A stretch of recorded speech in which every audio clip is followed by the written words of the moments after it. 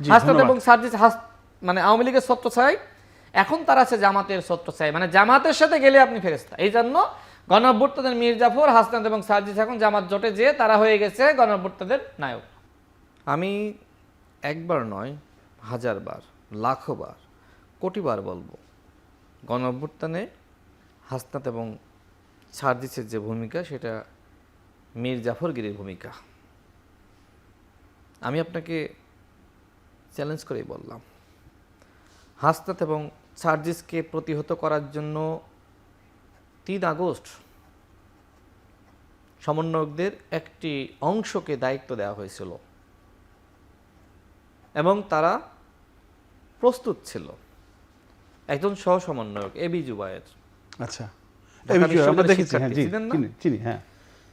দেখবেন ওই সময়কার ভিডিও ছবি, সে হাসনাতের সামনে এইভাবে দাঁড়িয়ে আছে, এইভাবে, যাতে করে হাসনাত কি করে, হ্যাঁ, মানে এক দফার ঘোষণাকে বানচাল করে কিনা ওই প্রক্রিয়াকে প্রতিহত করার জন্য এবি জুবায়ের প্রস্তুত ছিল হাসনাত এবং সার্জিসকে।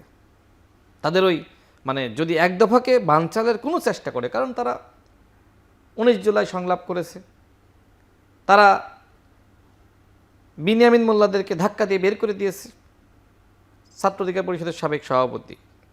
অনেক কুৎসিত ইতিহাস আছে হাসনাত এবং সার্জিসের গণঅভ্যুত্থানের সময়কার। হাসিনাকে রক্ষার জন্য এমন কোনো চেষ্টা নাই যা হাসনাত এবং সার্জিস করে নাই। আমার অনেকের সাথে তো কথা হয়, কিছু কিছু সমন্বয়ক বলে যে ভাই, মাঝে মধ্যে নাহিদ ইসলাম ভাইয়ের উপরে রাগ হয়, ক্ষোভ হয় যে গণঅভ্যুত্থানের খলনায়কদেরকে তিনি অভ্যুত্থানের পরে নায়ক বানিয়েছেন। আপনি যদি কখনো নাহিদ ইসলামের কোনো সাক্ষাৎকার গ্রহণ করেন, প্রশ্ন করবেন যে শোনা যায় যে আপনি এবং আসিফরা যে সময় ভূমিকা রাখছিলেন জনগণের পক্ষে, সেই সময় হাসনাত এবং সার্জিস জনগণের বিরুদ্ধে ভূমিকা রাখছিল, এই ঘটনা ঘটেছিল, আমরা শুনি। আপনি কেন গণঅভ্যুত্থানের প্রকৃত ইতিহাসটা লেখেন না? আসিফ মাহমুদ যে বই লিখেছে, আমি একদিন তাকে জিজ্ঞেস করলাম যে তুমি যে বই লিখেছো, আমার জুনিয়র, ঢাকা বিশ্ববিদ্যালয়ে বলা যায় যে ওকে আমি ছাত্র রাজনীতি শেখানো থেকে শুরু করে আমার সাথে রাখা, আমার সাথে খুব ঘনিষ্ঠ সম্পর্ক ছিল, সেও সেটা স্বীকার করে। সে শপথ নেওয়ার আগের দিন আমার সাথে কথা হয়, সে আমার প্রতি বেশ কৃতজ্ঞতা স্বীকার করেছিল যে ভাই আপনার হাত ধরে এই পর্যন্ত এসেছি। যাই হোক, এখন হয়তো বড় নেতা হয়ে গেছে, তো বড় হয়ে গেলে বাংলাদেশের যে বাস্তবতা, অনেক সময় ভাবে যে সিনিয়রদেরকে শ্রদ্ধা করলে হয়তো আমি ছোট হয়ে যাব। তো যাই হোক, আসিফ মাহমুদের ভূমিকা আছে, তাকে জিজ্ঞেস করবে। 7 আগস্ট একজন ছাত্র প্রতিষ্ঠা, আমি তো আগেই বলেছি, শপথ নেওয়ার আগে তো আমাকে বললো যে ভাই ওই দুজন তো বেইমানি করেছে। এখনো পর্যন্ত অনেকের আক্ষেপ, তাদের ভিতরে অনেকের আক্ষেপ, বিশেষ করে দেখবেন হাসনাত এবং মানে নাহিদ এবং আসিফের পরে কাদের অবস্থান থাকার কথা? রিফাত, কাদের, মাইন সরকার আছে, কেন নাই? দেখেন নাহিদ আসিফরা যে সময় হেফাজতে, পুলিশের হেফাজতে নেতৃত্ব দিয়েছে কারা?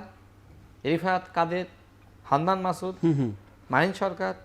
তাহলে যদি আপনি বিকল্প নেতৃত্ব ধরেন, তারা, ওদের অবস্থান কোথায়? এনসিপি এই কারণে টিকবে না, ওদের অভিশাপে টিকবে না এনসিপি, কারণ নাহিদ ইসলাম ওদের সাথে টোটালি বৈষম্য করেছে হাসনাত এবং সার্জিসকে রক্ষা করার জন্য। নাহিদ ইসলামের কিছু দুর্বলতার কারণে আমার কাছে মনে হয় সে এই কাজটা করে, কারণ নাহিদ ইসলামদের অবর্তমানে সারা বাংলাদেশের জনগণের কাছে কিন্তু এরা নেতা হয়েছিল, এই 4 জন, এটা তো বাস্তব, তাই না?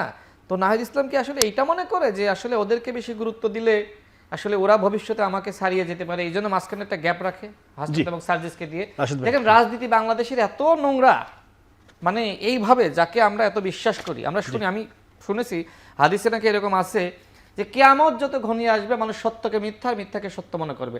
আজকে হাসনাত এবং সার্জিস যে বেইমানি করেছে সেটা মানুষ অবিশ্বাস করতেছে। দেখেন ওই সময় ছিল হাসনাত এবং সার্জিস মানে আওয়ামী লীগের ছত্রছায়ায়, এখন তারা আছে জামাতের ছত্রছায়ায়, মানে জামাতের সাথে গেলে আপনি ফেরেশতা। এই জন্য গণঅভ্যুত্থানের মীর জাফর, হাসনাত এবং সার্জিস এখন জামাত জোটে যেয়ে তারা হয়ে গেছে গণঅভ্যুত্থানের নায়ক।